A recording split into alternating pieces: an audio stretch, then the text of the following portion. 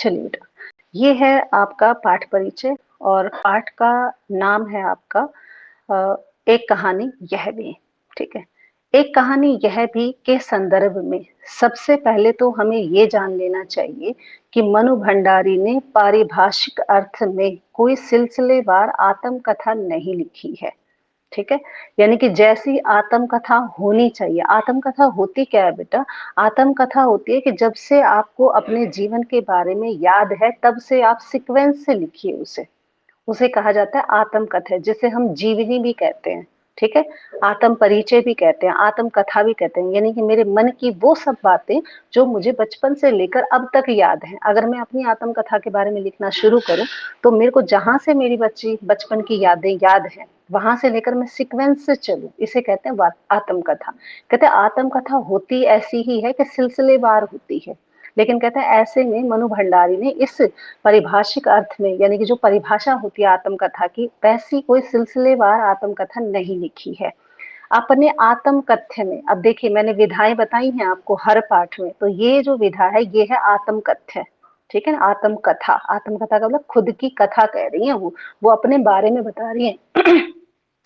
कहते हैं अपने आत्मकथ्य में उन्होंने उन व्यक्तियों और घटनाओं के बारे में लिखा है। किन व्यक्तियों के बारे में? जिन व्यक्तियों की बात मैं अभी आपसे कर रही थी। कहते हैं उसने अपनी आत्मकथा में, अपनी कथा में उन व्यक्तियों और घटनाओं के बारे में लिखा है जो उनके लेखकीय जीवन से जुड़े हुए हैं। अर्थात वो कह रही हैं कि मैं जो लिखने का काम अर्थात लेखिका बनी तो इसके पीछे बहुत सारे व्यक्ति थे, बहुत सारी घटनाएं थी, वरना मैं लेखिका नहीं बन पाती। कहते लेखिका बनने के पीछे बहुत सारे लोगों का योगदान जुड़ा हुआ है। संकलित अंश में, संकलित का मतलब होता है यहाँ पे जो अंश दिया हुआ है, अंश का मतलब हिस्सा, यानी जो भी कहानी का हिस्सा, आत्मकथा का हिस्सा यहाँ पर छपा हुआ है, दिया हुआ है, आपके सामने जो प्रस्तुत है, उसमें मनु भंडारी के किशोर जीवन से जुड़ी घटनाएं, किशोर जीवन का मतलब जो आपकी एज है, ऐसे जीवन से जुड़ी हुई घटनाओं के साथ उसके पिताजी और उसके कॉलेज की प्राध्यापिका, देखो अध्यापक होता है स्कूल कैडर में, लेक्चरर कहते हैं, प्राध्यापिका मतलब लेक्चरर, प्रवक्ता कह सकते हो, प्रोफेसर कह सकते हो। तो कॉलेज की जो प्रोफेसर थी, प्राध्यापिका थी, नाम था उसका शीला अग्रवाल। ठीक है। और वो इन्हें हिंदी पढ़ाती थी, ये भी ध्यान रखना, कभी पूछ लेते हो। तो कहते पिताजी का व्यवहार उस पर असर डालता है, और साथ में उसकी जो कॉलेज में जब वो गई तो वहां पर उसको सबसे ज्यादा जो प्रभावशाली लगी वो थी शीला अग्रवाल। ठीक है। कहते उनका व्यक्तित्व तो विशेष तौर से उभर कर सामने आया है। लेखिका ये कह रही है कि इन दोनों व्यक्तियों के कारण, इन दोनों प्रतिभाओं के कारण ही मैं क्या कर पाई, लेखन जीवन में आगे बढ़ पाई, जिन्होंने आगे चलकर उनके लेखकीय व्यक्तित्व के निर्माण में, कहते ये दोनों लोग, एक तो उसके पिताजी, दूसरा शीला अग्रवाल, कहते दोनों उनके लेखकीय जीवन के निर्माण में महत्वपूर्ण भूमिका निभाते, यानी अहम रोल। ठीक है। यानी सबसे ज्यादा योगदान इन दोनों लोगों ने दिया। लेखिका ने यहाँ पर बहुत ही खूबसूरती से ये भी दिखाया है कि मैं एक साधारण सी लड़की थी, यानी कि मैं एक ऐसी लड़की थी जिसको कुछ नहीं पता था कि क्या बनना है। कहते मैं खूबसूरती से एक साधारण सी लड़की से असाधारण बनने के आरंभिक पड़ावों को प्रकट करता है कि मैं एक आम व्यक्ति से या आम लड़की से खास लड़की कैसे बन गई। एक होता है ना, बच्चा नॉर्मल आता है हमारे पास स्कूल में, जब एडमिशन लेता है तो वो नॉर्मल वे में आता है हमारे पास, एक साधारण सा बच्चा आता है। लेकिन जैसे जैसे टीचर गाइड करता है, जैसे जैसे वो पढ़ता है, जैसे जैसे उसे दिशा मिलती है, तो वो क्या बन जाता है, इंटेलिजेंट बच्चा बन जाता है। कहते इसी तरह से लेखिका भी ये कहती है कि मैं तो एक साधारण सी लड़की थी, मुझे पता ही नहीं था क्या बनना था, और मुझे उन्होंने ऐसा आगे बढ़ाया, ऐसे अपने जीवन में दिशा निर्देश दिए कि मैं एक असाधारण लड़की बन गई। ठीक है। जो हर लड़की नहीं कर सकती वो काम मैंने किए। कहते मैं इस तरह से बन गई, यानी कि आम से क्या बन गई, मैं खास बन गई, यानी सबके लिए महत्वपूर्ण बन गई। कहती है सन 1946, 46 का मतलब यहाँ 1946 से है। कहते सन 1946 और 47 की आजादी की आंधी ने, कहते उसी समय, जिस समय मेरे जीवन में ये उतार चढ़ाव आ रहे थे, उसी समय 1946 और 47 में आजादी का आंदोलन भी छिड़ा हुआ था। कहते उस आंधी में, जो आंदोलन की आंधियां जो चल रही थी, जो हमारे देश में आंदोलन जो चल रहे थे, कहते मनु भंडारी को भी अछूता नहीं छोड़ा, यानी मनु भंडारी भी उसमें पीछे नहीं रही। उन्होंने भी क्या है, अहम योगदान किसमें दिया है, आजादी के आंदोलन में दिया है। छोटे शहर की युवा होती लड़की, कहते एक छोटे से शहर में, जहां पर, जिस शहर का कोई नाम ना हो, जहां पर सुख सुविधाएं ना हो, ऐसे छोटे से शहर में जवान होती लड़की ने आजादी की लड़ाई में जिस तरह से भागीदारी निभाई, यानी आप देखिए, आपकी जो उम्र है, आप देश की आजादी के लिए क्या कर सकते हैं, आप कई बार सोचते हो कि हम क्या कर सकते हैं, लेकिन यहाँ पर देखिए वो भी क्या थी, युवा थी, और उस लड़की ने आजादी की लड़ाई में जिस तरह से भागीदारी निभाई है, जिस तरह से अपना रोल अदा किया है, उसका उत्साह देखिए कितना अच्छा था, उसमें जोश इतना था, संगठन क्षमता यानी कि लीडरशिप बहुत अच्छी थी उस समय, और विद्रोह करने का तरीका देखते ही बनता है, किस तरह से वो विरोध करती है बातों का, जैसे जैसे अपनी बात को मनवाने के लिए किस तरह से वो अपने पिता का विरोध करती है या बातों का विरोध करती है, तो ये देखते ही बनता है, अर्थात कहानी में हमें ये पढ़ने को मिलेगा। अब लेते हैं हम दूसरा पेज।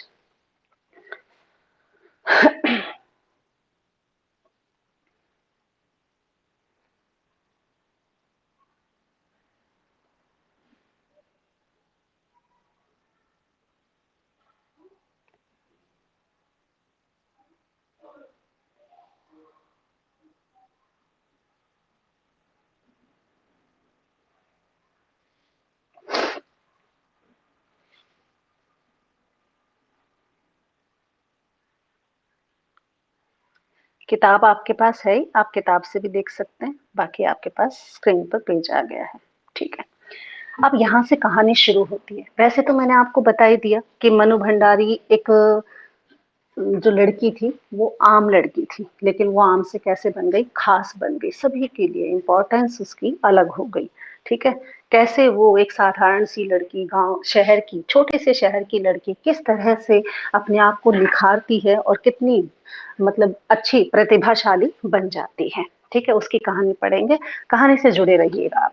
चलिए, जन्मी तो लेखिका बता रही है अपने बारे में, अपने बारे में क्यों बता रही है, क्योंकि ये आत्मकथ्य है, जो शैली है इस पाठ को लिखने की, ये आत्मकथात्मक है। तो लेखिका कहती है, जन्मी तो मध्य प्रदेश के भानुपुरा गांव में थी। लेखिका कहती है कि मेरा जन्म मध्य प्रदेश में एक भानुपुरा गांव है। देखो, कई बार छोटे छोटे सवाल पूछता है, तो आप अपनी पेंसिल साथ रखिएगा बेटा और इसको नोट करते रहिएगा। लेखिका कहती है कि मेरा जन्म मध्य प्रदेश के भानुपुरा गांव में हुआ, लेकिन वो ये कहती है कि मेरी जो यादों का सिलसिला है, लेकिन वो कह रही है कि मेरे को जो मेरी यादें शुरुआत जब होती है मेरी यादों की, तो वो अजमेर के ब्रह्मपुरी मोहल्ले से होती है। यानी कि मुझे नहीं पता कि मध्य प्रदेश में मेरा बचपन कैसा बीता या भानुपुरा गांव में थी, जब मेरे को बचपन की याद नहीं है। वो कहती है मेरी यादों का सिलसिला, यानी मेरी जो यादें हैं, जब मैं अपनी बचपन की बातों को याद करती हूँ तो मुझे भानुपुरा की कोई यादें याद नहीं है, मेरी यादें हैं अजमेर से, यानी अजमेर में वो रहते होंगे बाद में। तो कहते हैं अजमेर के ब्रह्मपुरी मोहल्ले के उन 2 मंजिला मकान से शुरू होती है, यानी कि उसकी यादें कहाँ से शुरू करती है वो अपनी आत्मकथा को, अजमेर के ब्रह्मपुरी मोहल्ले में वो रहते थे और मकान था उसका 2 मंजिल का। ठीक है, इन 2 मंजिल मकान में रहते थे, जिसकी ऊपरी मंजिल में पिताजी का साम्राज्य था। पिताजी का साम्राज्य का मतलब पिताजी का ही राजपाट था, यानी कि नीचे हम रहते थे मंजिल में, ऊपर वाली मंजिल पर पिताजी रहा करते थे, यानी पिताजी का ही राजपाट था।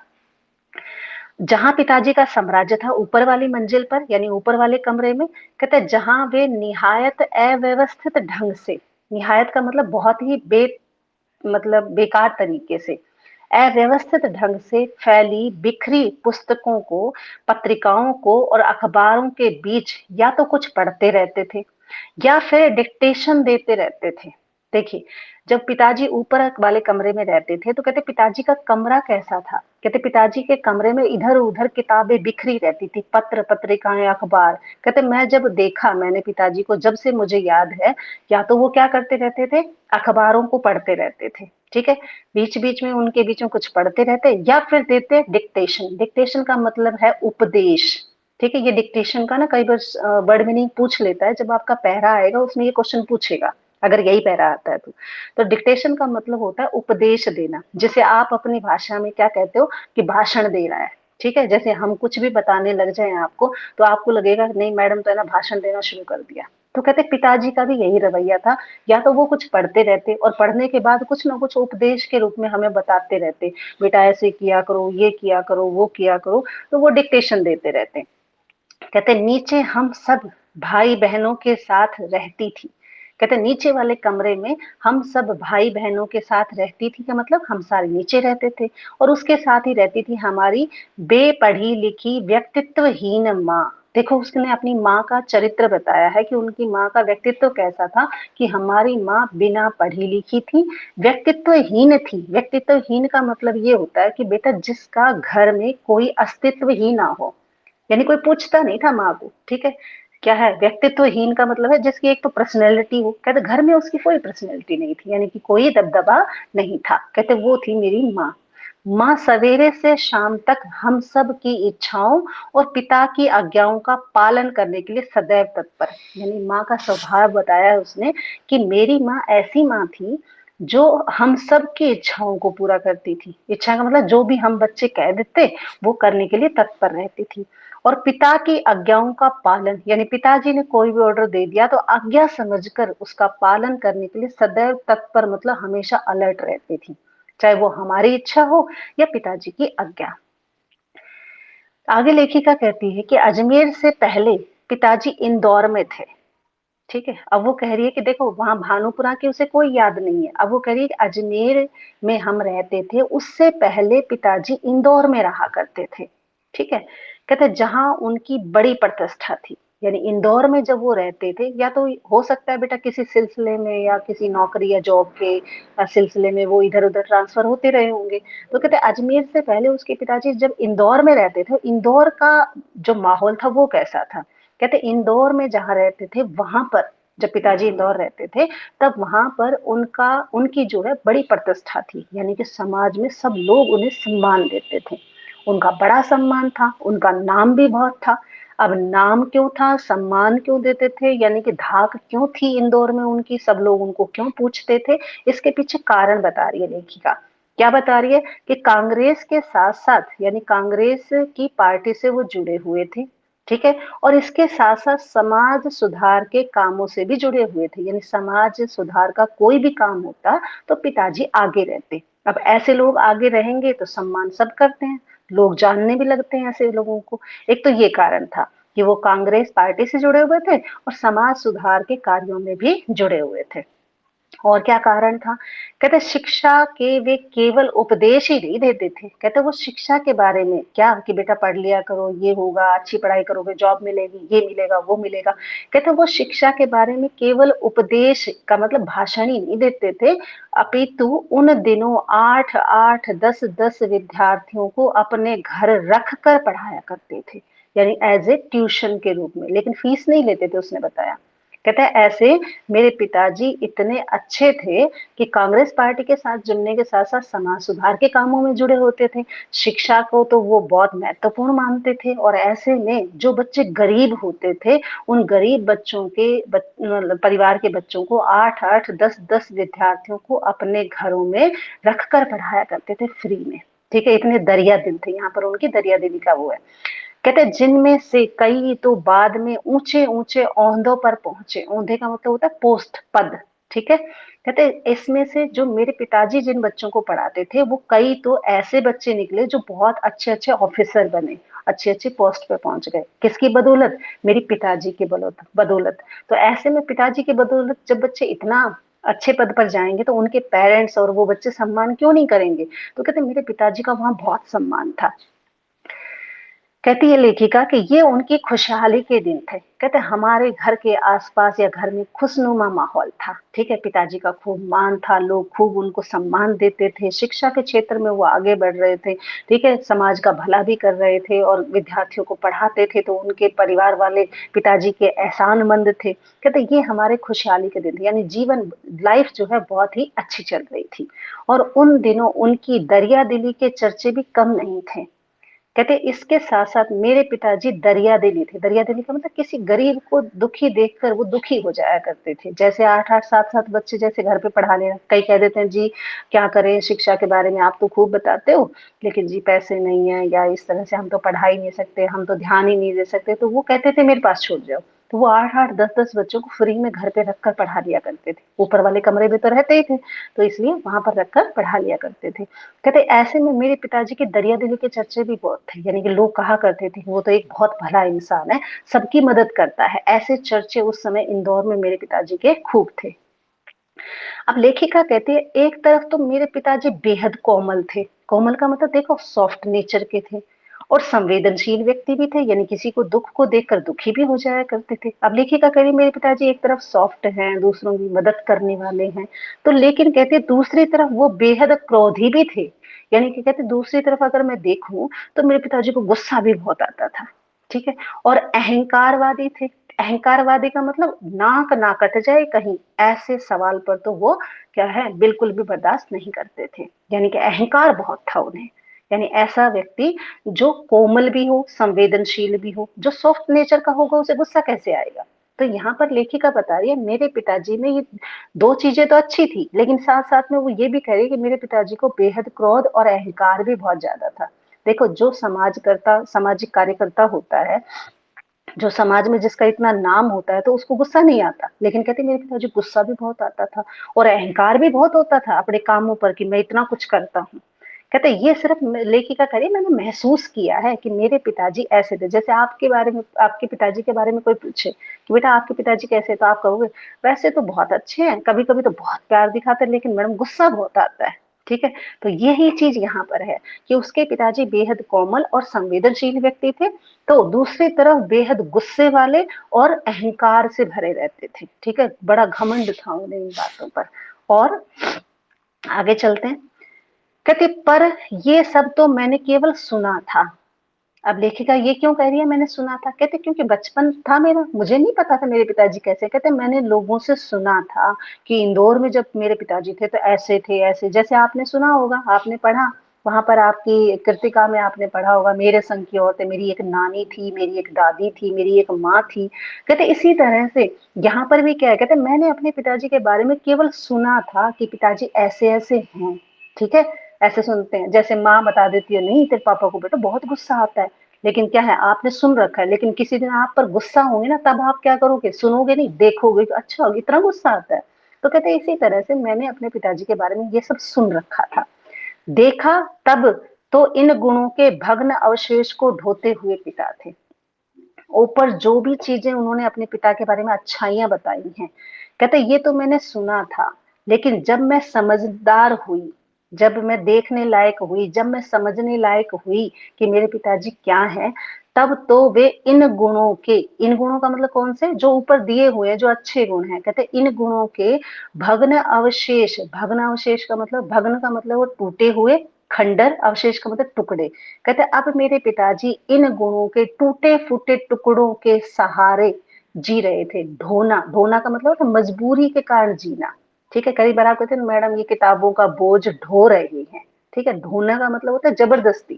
कहते अब इन गुणों को, कौन से गुण, जो पिताजी के ऊपर वाले जो गुण हैं, अब वो गुण उनमें नहीं थे, बस वो अंश मात्र थे, जैसे टूटे फूटे मकान में कुछ खंडर बच जाता है ना, कहते ऐसे कुछ नाम मात्र के गुण उनके अंदर रह गए थे। कब, जब मैंने उन्हें देखने लगी और मैं समझने लगी, जब मैं समझदार हुई तब मैंने देखा कि पिताजी में ऐसे कोई गुण नहीं है, बस वो तो अवशेष मात्र के रूप में बस जिंदगी काट रहे हैं।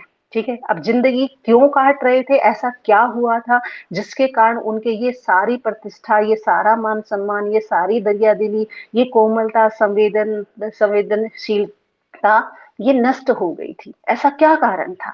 अब लेखिका आगे बताती है कि ऐसा हुआ क्यों। ठीक है, पिताजी क्रोधी और अहंकारी क्यों बने, कहती है कि एक बहुत बड़े आर्थिक झटके के कारण। कहते हैं हमारे जीवन में एक बहुत बड़ा आर्थिक झटका आया, यानी फाइनेंशियल प्रॉब्लम हमारे घर में आ गई। इसके कारण हमें इंदौर छोड़ना पड़ा, और इंदौर से हम कहाँ आ गए, अजमेर आ गए। ठीक है, वरना कहते हम इंदौर ही रहते, इंदौर में इसलिए नहीं रह पाए क्योंकि आर्थिक झटके के कारण हमारा बहुत ज्यादा नुकसान हो गया और हम इंदौर में नहीं रह पाए, आ गए हम अजमेर में। अब आगे लेखिका कहती है, जहां उन्होंने, देखो जब वो इंदौर से अजमेर में आए तब उन्होंने क्या किया, उनके पिता ने क्या किया, जहां उन्होंने अपने अकेले के बलबूते पर, यानी ऐसा व्यक्ति जिसका किसी ने साथ ना दिया हो, अकेले बलबूते पर और हौसला रखते हुए, देखो कई बार क्या होता है आर्थिक परिस्थितियां सब में आती है, अब हम कोरोना के दौरान जो हालात झेल रहे हैं ये भी तो एक आर्थिक झटका ही है, ठीक है, ना तो कमाई हो पा रही है और ना ठीक से किसी का काम चल पा रहा है, लेकिन फिर भी चलो जैसे तैसे करके ढो रहे हैं जिंदगी हम भी, तो ऐसे ही उसके पिताजी भी ढो रहे थे और अकेले बलबूते पर और हौसला नहीं छोड़ा उन्होंने, और उन्होंने एक लिखा शब्दकोश, शब्दकोश कैसा था वो, अंग्रेजी हिंदी शब्दकोश तैयार किया, विषयवार, विषयवार का मतलब उसमें हर विषय को जोड़ते हुए, जैसे अंग्रेजी में किसी भी चीज को, यानी मैथ के जो मतलब मैथ की जो चीजें होती हैं, गणित के जो नाम होते हैं अंग्रेजी में, उनको हिंदी में क्या कहते हैं, ठीक है, और फिर मान लीजिए सामाजिक ज्ञान में कोई शब्द ऐसे हैं जिनको अंग्रेजी में तो ये कहते हैं तो हिंदी में क्या कहते हैं, इस तरह से उन्होंने विषयवार यानी कि विषय के हिसाब से उन्होंने एक शब्दकोश तैयार किया कि अधूरे काम को आगे बढ़ाना शुरू किया, यानी शायद पहले कभी लिखना शुरू किया होगा तो बीच में टाइम ना मिलने के कारण छोड़ दिया होगा, अब क्या था, अब उनके पास आर्थिक झटके के कारण टाइम ही टाइम था, अब जैसे आप घर पे खाली बैठे हो तो बहुत सारे ऐसे काम कर सकते हो जो अधूरे छूटे हुए हैं, कहते हैं ऐसे ही पिताजी ने अधूरे छूटे हुए उस शब्दकोश को क्या कर दिया, आगे बढ़ाना शुरू किया, और ये शब्दकोश कैसा शब्दकोश था, कहते जो अपनी तरह का पहला और अकेला शब्दकोश था, देखो आपने हिंदी से अंग्रेजी मिली होगी आपको, बहुत सारे ऐसे हैं लेकिन विषयवार नहीं मिले होंगे, यानी कि आपको अंग्रेजी के शब्द या गणित के शब्द या विज्ञान के शब्द या सामाजिक ज्ञान के शब्द या हिंदी के शब्द या संस्कृत के शब्द ये विषयवार नहीं मिले होंगे, लेकिन कहते ये एक अनोखा शब्दकोश था, पहला था और अकेला शब्दकोश, ऐसी प्रतिभाशाली उसके पिता में ये चीजें थी, यानी कि ये गुण था उनमें कि वो कर सकते थे, इतने होनहार थे। इसने इसने उन्हें यश और प्रतिष्ठा तो बहुत दी, इसने का मतलब इस शब्दकोश ने, यानी ये जो शब्दकोश पिताजी ने लिखा, ये क्यों, क्योंकि ये कुछ अलग ही था, डिफरेंट था और शब्दकोशों से, कहते इसलिए पिताजी को इस शब्दकोश से जब बाजार में ये शब्दकोश आया तो कहते यश और प्रतिष्ठा तो बहुत मिली, ठीक है, यश का मतलब सम्मान, प्रतिष्ठा का मतलब भी क्या होता है, मतलब दबदबा बढ़ा पिताजी का, बहुत प्रतिष्ठा है, बहुत लोग उसका सम्मान करते हैं, कहते ये सब तो दिया उसने कि बहुत अच्छा लिखा, ठीक है, लोगों ने खूब सराहा, खूब बड़ाइयां की, खूब सम्मान दिया, पर अर्थ नहीं, अर्थ का मतलब, लेकिन कहते हैं इस शब्दकोश को लिखने से पैसा नहीं आया क्योंकि मार्केट में ये बिका नहीं, पहला लिखा लोगों ने, खूब अच्छा लगा लोगों को, लेकिन लोगों ने खरीदा नहीं, खरीदा नहीं तो पैसे नहीं आए, तो कहते पिताजी के पास अर्थ नहीं आया, अर्थात पैसा नहीं आया, अब पैसे के लिए तो लिख रहे थे क्योंकि आर्थिक झटका झेल रहे थे, तो सोचा शब्दकोश लिख दो, मार्केट में उतर जाएगा तो बिकेगा, जितनी कॉपियां बिकेंगी उतना पैसा आएगा, लेकिन लोगों ने ये तो कहा कि शब्दकोश अच्छा लिखा है, लेकिन लोगों ने खरीदा नहीं, ठीक है, पढ़ के बस ऐसे ही पन्ने पलट के छोड़ दिया, किसी ने नहीं खरीदा, इससे पैसा नहीं आया, और शायद गिरती आर्थिक स्थिति ने ही, कहते एक तो क्या है कि बंदा कोशिश करे, देखो हौसले से उन्होंने हिम्मत करके तो एक शब्दकोश लिखा, क्या सोचकर कि हो सकता है इससे कुछ पैसे आ जाएं तो घर का गुजारा चल जाए, लेकिन ऐसा हुआ नहीं, अब ऐसा होता नहीं तो हम क्या है, हताश निराश हो जाते हैं, कहते शायद गिरती आर्थिक स्थिति ने ही उनके व्यक्तित्व के सारे सकारात्मक पहलुओं को निचोड़ना शुरू कर दिया, कहते शायद ऐसा होता है कि आर्थिक स्थिति जब कमजोर पड़ जाती है और आप कोई भी कोशिश करो वो नाकाम होती रहती है, तो हम जितना भी पॉजिटिव सोचते हैं ना बेटा, वो कभी कभी बार सारा नेगेटिव में बदलता चला जाता है, तो फिर हम क्या करते हैं, फिर हम सकारात्मक सोचना बंद कर देते हैं, मान लो किसी काम के लिए आगे बढ़ो उसी में हार आ जाए आपकी, कोई काम आगे करना शुरू करो उसी में आपको असफलता मिल जाए,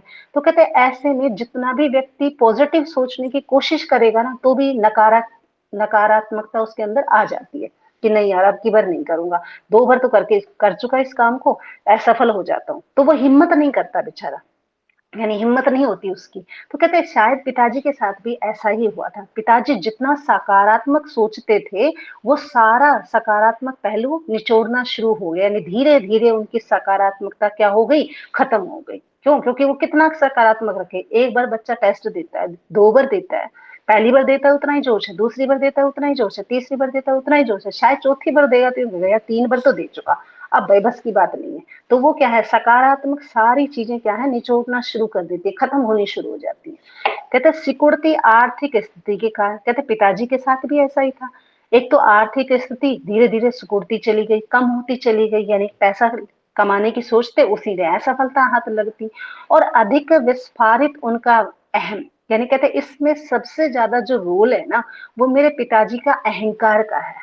ठीक है, अहंकार का इसलिए कहा उसने क्योंकि उन्हें इस बात तक की अनुमति नहीं देता था कि कम से कम अपने बच्चों को तो आर्थिक व्यवस्थाओं का भागीदार बनाए, कि कम से कम देखो घर में कोई भी आर्थिक स्थिति परेशानियां आती हैं तो पेरेंट्स अपने अंदर ही अंदर घुटता रहता है। तो यहाँ पर लेखिका ने बहुत अच्छी बात की है कि ऐसे में जब घर की आर्थिक स्थिति कमजोर हो, और ऐसे में कह रही कि उसमें पिताजी को अहंकार नहीं बनाकर रखना चाहिए था, यानी कि घमंड से नहीं जीना चाहिए था। उसमें ये था कि पिताजी का अहंकार ये नहीं कहना चाहता था अपने बच्चों से कि बेटा अपने घर की आर्थिक स्थिति कमजोर है तो थोड़े में गुजारा करें, नहीं, बिल्कुल भी नहीं। क्यों ऐसा कहेंगे तो उनका अहंकार कम हो जाएगा। तो ऐसे में पिताजी का अहंकार सबसे ज्यादा था। आपने देखा होगा बहुत सारे गांवों में, जैसे मान लीजिए कोई सरपंच है, ठीक है, और किसी कारण से ऐसा होता है कि 2-4 साल के बाद जब सरपंची 5 साल के बाद चुनाव होते हैं तो वो हार जाता है, लेकिन वो अहंकार सरपंच जितना ही रखता है। ठीक ठीक है, और ये चाहता है कि उसके बच्चे भी उसे वही समझे जो गांव समझता है। तो बेटा ऐसा होता नहीं है। क्यों? क्योंकि पोस्ट हटते ही पद भी चला जाता है, पद चलते ही प्रतिष्ठा भी चली जाती है, लेकिन कुछ बंदों को मन में अहंकार भरा रह जाता है। कहते मेरे पिताजी में भी इसी तरह का अहंकार भरा हुआ था, और मेरे पिताजी आर्थिक व्यवस्था, यानी कि मेरे पिताजी की आर्थिक जो मजबूरी थी उसमें बच्चों को भागीदार नहीं बनाते थे, यानी कि बच्चों से बांटते नहीं थे, शेयर नहीं करते थे। सोचते थे कि बच्चों के सामने कहूंगा तो मेरा अहंकार कम हो जाएगा, बच्चे क्या सोचेंगे मेरे बारे में। ठीक है, तो वो अपनी कमजोरी अपने बच्चों के सामने शेयर नहीं करते थे। और क्या करते थे, एक तो ये कारण था सबसे बड़ा कि आर्थिक स्थिति इसलिए ज्यादा कमजोर हो गई कि पिताजी ने कभी बताया ही नहीं कि आर्थिक स्थिति बेटा कमजोर है। जैसे हम कह देते हैं कि नहीं बेटा इस तरह ना आपकी बार कोरोना काल के दौरान ना इतनी ही सैलरी मिली है तो थोड़े में काम चला ले। ठीक है, हमने बता दिया, आपके पेरेंट्स ने भी आपको बताया होगा, आपने भी सोचा होगा, लेकिन कुछ पेरेंट्स ऐसे होते बताते नहीं है। ठीक है ना, बेटा कुछ दिक्कत नहीं है, सब सही चल रहा है। तो वो क्या है, अपने मन के अंदर ही अंदर आर्थिक परेशानी से घुटते रहते हैं। जबकि होना ये चाहिए कि घर में कोई भी परेशानी है तो वो अपने बच्चों के साथ शेयर करे। ठीक है, तो लेकिन कहते हैं मेरे पिताजी का जो अहंकारी जो स्वभाव था ना, वो अहंकार के कारण बताते नहीं थे बच्चों को सारी बातें। ठीक है, एक तो ये कारण था। नवाबी आदतें, फिर दूसरा ये कि अपने आप को नवाब साहब से कम नहीं समझते थे, यानी वही आदतें, वही खाना पीना सोना पहनना ओढ़ना, यानी कि जरा सी भी कोई भी कमी नहीं। ठीक है, देखो जब हमारे घर में आर्थिक स्थिति होती है कि हम 2 जोड़ी कपड़े की बजाय एक जोड़ी कपड़े में काम चला लेते हैं, लेकिन पिताजी नहीं चलाते थे, वही शान शौकत, उसी तरह से रहना, उसी तरह से आओ भगत, उसी तरह से ये अधूरी महत्वाकांक्षाएं, और जो महत्वाकांक्षाएं मतलब जो इच्छाएं थी वो अधूरी रह गई। अब अधूरी इच्छाएं रह जाती है तो बंदा क्या करता है, अंदर से ना घृणा पैदा हो जाती है उसके मन के अंदर, हमेशा शीर्ष पर रहने के बाद। क्यों? क्योंकि एक बंदा ऐसा है जो हमेशा टॉप पे रहा है। ठीक है, अब मान लीजिए जैसे क्लासों में होता है कि एक बच्चा छठी से लेकर 10वीं तक आया और वो हमेशा फर्स्ट डिवीजन पर आया, यानी फर्स्ट पोजीशन उसने ग्रहण की, और मान लीजिए वो 10वीं में आते आते 9वीं तक तो उसने पोजीशन फर्स्ट ली, लेकिन वो 10वीं में आते आते उसकी पोजीशन हो गई डाउन। तो उसके मन में क्या आ जाएगा, अधूरे सपने रह जाते हैं कि मैं फर्स्ट क्यों नहीं आया, उसके मन में सवाल खड़े हो जाएंगे। ठीक है, कहते पिताजी भी तो ऐसे ही थे, हमेशा सम्मान और मान के प्रतीक रहे। ठीक है, समाज में उनका बहुत नाम था, बहुत ऊंचे पद पर रहे थे पहले से ही। ठीक है, लोग सम्मान करते थे, तो उनसे बड़ा कोई था ही नहीं समाज में। कहते उसमें हाशिए पर आने के बाद, हाशिए को ना फिर वो उतर गए नीचे, और सरकते चले जाने की यातना, कि कैसे मैं धीरे धीरे मैं गर्त में चला जा रहा हूँ, नीचे डूबता चला जा रहा हूँ, ये चिंता उन्हें सताए जा रही थी। कहते नीचे चले जाने की यातना, जो दुख था वो क्या बन जाता है, फिर क्रोध बन जाता है। यानी जब कोई व्यक्ति एक तो आर्थिक स्थिति से परेशान हो, ऊपर से बच्चों को नहीं बताए, फिर ऊपर से नवाबी जो आदतें हैं वो बरकरार रखे, खर्चा उतना ही करे। ठीक है, अधूरे सपने जिसके रह जाए, जो हमेशा टॉप पे रहा हो और वो अचानक से नीचे आ जाए, और ऐसा व्यक्ति क्या करेगा, यानी कि नीचे चले जाने का जो दुख है उसके अंदर क्या आता है, फिर उसे गुस्सा ही आता है। ठीक है, जो उस बच्चे से ये पूछा जाए, छठी से नौवीं तक तो तुम बड़े टॉप पे थे, ठीक है, 10वीं में नीचे कैसे आ गए? तो उसको क्या है, प्यार नहीं आएगा, उसे गुस्सा आएगा कि चुप रहे बस अब। क्यों? क्योंकि वो नीचे आ चुका है, और नीचे आने के कारण उसको क्या आता है, गुस्सा आता है। अपनी पोजीशन डाउन आने पर उसे गुस्सा आता है। कहते फिर वो क्या बनता है, क्रोध बनकर, और ये गुस्सा गुस्सा बन जाता। और माँ हमेशा माँ को कपाती और थरथराती रहती, और जब गुस्सा जब आता है तो वो बच्चों पर तो उतारते नहीं थे, तो माँ ही आती थी सामने, और कहते माँ पर बहुत गुस्सा उतारते, बात बात पर भनकते, भन बनाते रहते, क्रोध करते रहते, डांटते रहते। और माँ बेचारी थर थर कांपती रहती, आज तो पापा को बहुत गुस्सा आ रहा है। जबकि ये पता था गुस्सा क्यों आ रहा है, क्योंकि आर्थिक स्थिति कमजोर थी, आदतें वैसी ही रह गई थी। और टॉप पे जो रहता है अचानक से नीचे आ जाए, अचानक से उसका जो लेवल है नीचे आ जाए, तो गुस्सा आता ही आता है। कहते अपनों के हाथों विश्वासघात किए जाने की गहरी चोटें होंगी। कहते पिताजी का दूसरा कारण ये भी था गुस्सा आने का, कि अपने ही लोगों के द्वारा विश्वासघात किया गया। आपको कई बार पता चल जाता है कि फलाना जो बंदा है वो हमारा ही था, और उसी ने मेरे साथ विश्वासघात किया। कहते हैं ऐसे विश्वासघात होने के कारण उन्हें गहरी चोटें आती हैं, ठीक है। जिन्हें आंख मूंद सब पर विश्वास कर लेते थे वो, यानी ऐसे लोगों ने विश्वासघात किया जिन पर वो आंखें मूंद के विश्वास करते थे, जो अपने थे, जो खास थे, ऐसे लोगों ने उन्हें धोखा दिया। अब ऐसे लोगों ने धोखा देगा तो बंदा क्या करता है, हताश हो जाता है, निराश हो जाता है, बार बार मन में यही सोचता है कि अरे मेरे को तो अपनों ने ही धोखा दिया है। तो ऐसा व्यक्ति और ज्यादा चिड़चिड़ा हो जाता है, और ज्यादा क्रोधी हो जाता है, ठीक है बेटा। तो आज के लिए इतना, ये पेज ही, आगे पढ़ेंगे हम कल, ठीक है।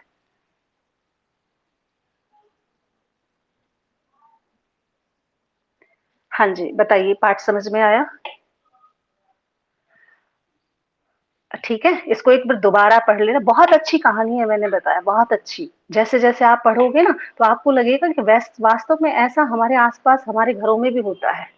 क्योंकि आपकी उम्र है, आप समझदार हो गए हो आप, और हर घर की परिस्थिति को जानने लगे हो कि हमारे घर का जो हाल है वो अच्छा है या बुरा है, माता पिता में जो टकराहट है वो क्या कारण है, गुस्सा पापा किस वजह से हो रहे हैं, ठीक है। क्यों? क्योंकि आर्थिक नुकसान होता है ना, तो बंदा बेटा मानसिक रूप से परेशान होता है। तो ऐसे ही जो लेखिका के पिता है वो भी मानसिक रूप से परेशान थे, और मानसिक रूप से परेशान होने का गुस्सा किस पे उतारते थे, अपनी पत्नी पर उतार, क्योंकि बच्चों के सामने तो वो शेयर ही नहीं करते थे ना कि आर्थिक नुकसान हो रहा है, क्योंकि आदतें वैसी ही थी, रहन सहन वैसा ही था। तो बच्चों को तो लग रहा था कि वो बहुत अच्छा स्मूथली चल रहा है सब कुछ, लेकिन ऐसा था नहीं। और दूसरा, उनके जो मित्र थे उन्होंने विश्वासघात किया, यानी जब अपने ही धोखा देते हैं तो सबसे बड़ा दुख अपनों से धोखा खाने का होता है। तो ऐसे में आदमी क्या करता है, व्यक्ति क्या करता है, हताश और निराश हो जाता है, ठीक है। चलिए हो जाइए, लिव कर दीजिए क्लास को, टाइम हो गया है।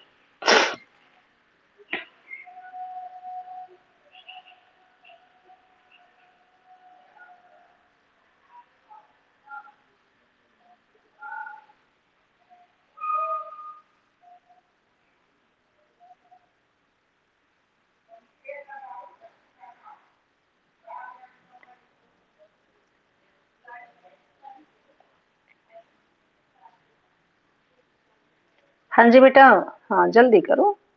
जी जी, फटाफट हो जाओ लिव। हाँ जी। हेलो कुणाल,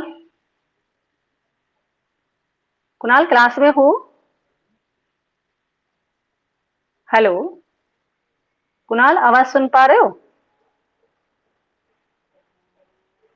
कुणाल, कुणाल।